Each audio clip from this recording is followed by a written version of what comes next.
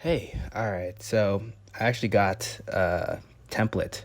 You can pause and look a little bit at what I did today. I think this is going to really help myself keep track of everything that I'm doing and progressively overloading it.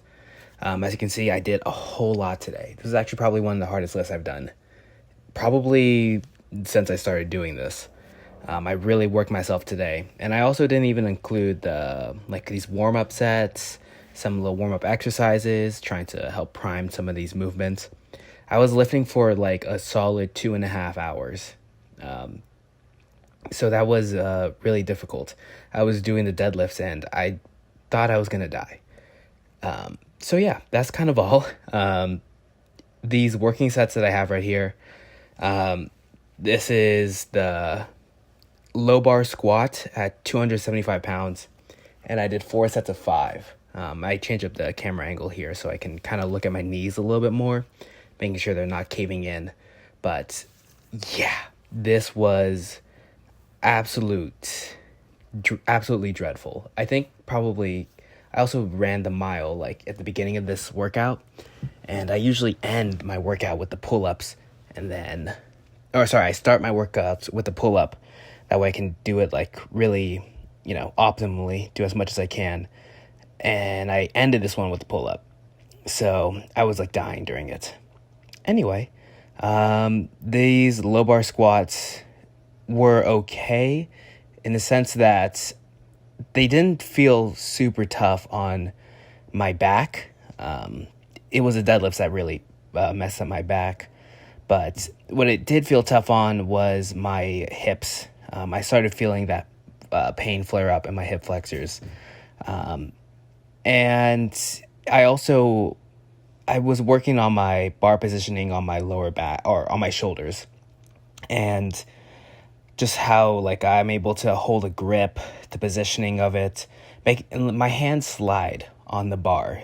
I try to put them at a certain position. I try to put them at a certain I put my ring finger on the little groove on the bar, and they slowly but surely move out harder, and it's actually kind of difficult for me to re-rack my. I guess you can see that it's kind of difficult for me to re-rack the weight in the way that like the high bar squat is really easy for me. So these are like technique problems that I'm having, and they're as I work on doing heavier squats with the low bar, I'm slowly but surely like making sure my technique is better. I was working on my depth as well. I think those first 2 sets that I did, or the first set for sure, the depth was okay. But after that, I said, no, like, I want to have really good depth. I want to like leave no question about getting my hip crest under my knees. And I think that these last couple sets, I really did a good job about making sure I got really good depth. So that's what I was like really focusing on. I was focusing on getting absolute lowest position possible. Get my legs down as much as I can. And that's probably what flared up a lot of pain for my hip flexors. That's probably why they hurt so much. But no matter. It was okay. This was honestly probably the easiest part of my lift. Because after I did these deadlifts, it was pretty much all downhill. I kind of just wanted to stop. So one thing, I was lifting with this weightlifting belt, and it felt not good. I felt like my abdomen was like really crumpled up under it, and it felt really awkward at the bottom position. So I just got rid of it, and it got a lot easier after that. You can see, even though my spine isn't in the greatest position, I don't think I'm as upright as I am without or with the weightlifting belt on. I was still able to really get some good reps in, and I was pushing myself on these. I really felt I didn't feel great doing these, but I pushed myself in a way that I knew that like I didn't know I had in me. I didn't know I had 3 sets of 8 at 295. I thought it was crazy. But, I was able to do it. And I feel really good that I was able to push myself further than I thought I was even capable of. However, this also hurt my wrist a lot. I was only able to do like an over-under grip with my left arm supinated. That's the medical term, but like with the forearm facing out towards the wall in front of me, and with an undergrip, and with my right arm with an overgrip because my right wrist was really hurting. And if I did, you'll see on the third set, I tried to do undergrip with my right hand on the third set, and it went really poorly. I wasn't able to do a single one, and I just immediately switched back to the other grip.